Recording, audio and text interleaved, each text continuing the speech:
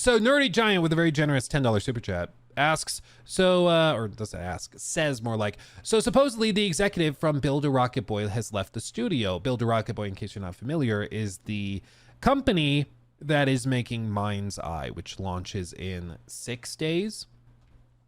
And you're almost right. You're almost right, Nerdy Giant. But I need to put an S on one of those words.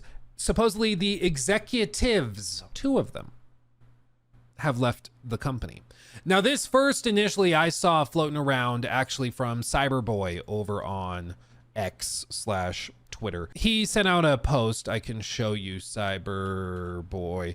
He put out a post where he said, Build a Rocket Boy CFO and CLO, Chief Legal Officer, have announced they are resigning today. And initially, I couldn't find clear verification of this. It turns out the reason for that is because these departures were announced on LinkedIn. One of the individuals, the CLO, he has his LinkedIn set to public so that like you can actually see it yourself. The CFO has their LinkedIn set so it can only be read if you are a connection of his, if you like are like Facebook friends, basically. So we can't see that. But employees have come out and said, yep, no, they've left. This, I mean, this is not going to come as a surprise. This is not great. This is bad. As MR3D dev, this is a huge red flag. Time to pre-order. This is not good. This is as bad as you could get, okay? When you start to see executives jumping ship, it should concern you. And I just want to see this little snippet from Cyberboy, who also has a YouTube channel, where he shows some of these screenshots to explain briefly what's going on, and then I'll explain why this is such a major red flag on top of everything else.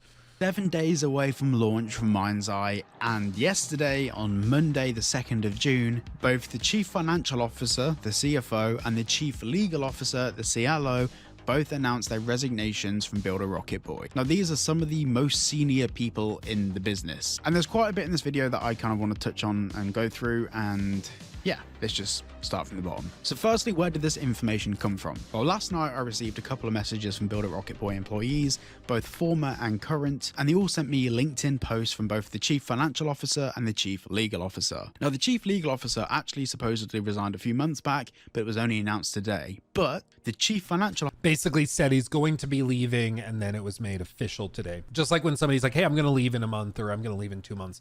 That's what happened with them. Officer, apparently no one was aware that the Chief announced today, but the Chief Financial Officer, apparently no one was aware that the Chief Financial Officer was resigning. It kind of came out of the blue and from nowhere that anyone can really understand. Now, one of the questions I had for a couple of Build a Rocket Boy employees was, why would the Chief Legal Officer announce their resignation on the same day as the Chief Financial Officer when the Chief Legal Officer had resigned some while back? I thought maybe it was to do with an embargo or contracts or NDAs or something. Supposedly not. More realistically, it's to do with some of the stuff that's happening within the business and some of the backlash from the community and the wider media. A popular theory, and it is just a theory that I've seen from Build a Rocket Boy employees, a game theory, is that it's just to kind of publicly distance themselves from the business and to say, we're not part of this. Yeah.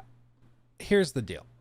There are plenty of other examples of executives that leave a company shortly before everything implodes. Okay? It's happened before, unfortunately. And so it's not crazy to see this kind of thing. Let me see. I actually did look up some examples in history of executives leaving right before like a major product is launched or before some scandal is discovered, because again, it's happened before. So WorldCom, for example, was one. Basically, there was an accounting fraud back in 2002. And the CFO was responsible for all of this ultimately because he's the head of the financial arm of the company.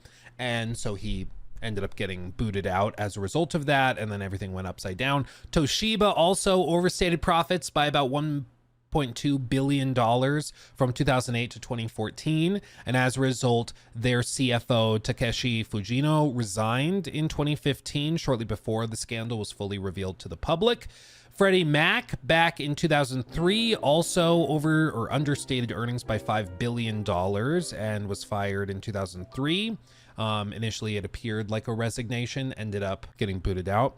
Gustavo Arnal, the CFO of Bed Bath & Beyond, they basically were led into a financial crisis. They needed to file for Chapter 11 bankruptcy, which was not great. It was also caught up in a few controversies over pump and dumps, like schemes with the stock to try and turn it into a meme stock like GameStop, which was a whole other thing. He actually ended up jumping from a building before all of that was fully revealed, because he probably would have gone, either had his finances ruined, or he would have potentially even gone to jail. And unfortunately, there's many other examples of companies where executives bail before the ship starts to fully sink. Another example, little less dramatic, I guess, would be Sefton Hill and Jamie Walker from Rocksteady. They notably left Rocksteady just a handful of months before Suicide Squad Kill the Justice League was to be released, which was a red flag at the time. It really seemed like, hey, you founded the company, you were the director of this for ages, why are you bailing now? All of this to say, going back to the thing with the business, when a CFO, a CLO leaves the company, you have to kind of pause and ask, why? Why would they be leaving? Because again, in a week, at this point, less than a week, they're launching their first game as a company. Like, this is hopefully going to be a big triumphant moment for the company, and they would want to be aboard the ship when it comes into town and docks with the celebration of the locals, right? But instead, they are hopping onto a life raft just off the coast and heading to a different shore. And you got to pause and be like, why? Like, what do they know that we don't? Because they know everything that is going on behind the scenes, more than has been made public, certainly. So why are they bailing? Why are they bailing? Well, historically, maybe they both just separately decided they wanted to try and become professional golfers or something. You never know. Maybe it's just an independent coincidence. Maybe. Probably not. But maybe. Most likely. And what I would allege is possible, hypothetically, allegedly, is that there is something going on behind the scenes that once the game comes out will be revealed that they don't want to be associated with, such as maybe really bad financials. When you see the CFO leaving ahead of time, often it's because they're trying to separate themselves. You remember, I don't know why I say you remember, because you probably don't. Enron was a massive company. This thing was insane. Like, you should watch a documentary on Enron at some point, because the whole thing is just ridiculous. Like, they were at one point trading options for weather. Like, you could trade, like in the stock market, you could trade the weather. Like, it was insane. They were caught up with like a few presidential candidates. They would also do this thing where they would sign a deal where they're like, hey, we're going to do $1 billion worth of business with X company over the next 10 years. But they could claim that they made that money today on their books. So it would make the company look phenomenally successful when it was not at all. That deal could fall through, in which case they would just write it off with net operating loss carry forward. So it would make their tax liability zero. So it would just, again, inflate the numbers, especially with investors that were caught up in the dot-com bubble, just throwing money wherever they could. And you can see what kind of happened over the course of the company's life, where it skyrocketed, was super successful, and then plummeted to zero, largely because of these guys. But what happened is this guy, Jeffrey Skilling, he ended up going to prison. He's actually out now trying to start, guess what? A new energy company. Yes, he's out doing stuff again. But he ended up going to jail. I believe Andrew Fastow also went to jail as well. And specifically Jeffrey, he ended up resigning shortly before the full scandal was revealed, because he was like, he knew what was going on behind the scenes. He knew the whole thing was phony. And so he tried to get out and be like, I remember what he said during the hearings was, when I left Enron, we were in a strong financial position. And that's all he would say, because he wanted to separate himself before the full thing was revealed. Now, am I saying that something akin to Enron is happening with Builder Rocket Boy? No, I don't think so. I think what's more likely is that they have squandered a lot of investors' money working on this Anywhere Everywhere project, which is supposed to be a sort of Fortnite ripoff. And the money is largely gone. MindsEye is not ready, and they're going to launch this. It's probably not going to be received too well. It's going to lose a lot of money, and the entire company is probably going to go belly up because I think investors have had enough, which I don't blame them. And when that happens, nobody wants to be the CEO of a company, or the CFO, in this case, CFO or CLO of a company that goes bankrupt. You don't want to be the guy that ran the finances for that company that lost all its money, because then people are going to be like, so it was your fault? Doesn't look great on your resume when you're trying to get your next job. Same with the CLO. If there's some weird legal stuff going on in the background as the CLO, you don't want to be associated with that. You want to go somewhere else. And that's why people are saying they're jumping ship, because, before everything happens. This is just another major red flag. It's another reason to be very concerned. It's why I put the GIF, the Thoughtful Luke GIF, which, yes, apparently you can use GIFs of me on Twitter now. That's a thing. And that other people found other ones too.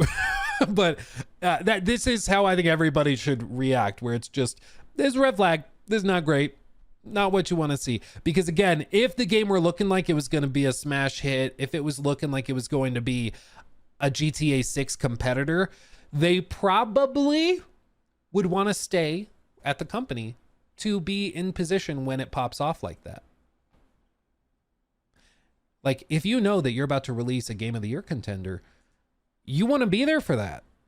You want to get all those accolades, all that praise.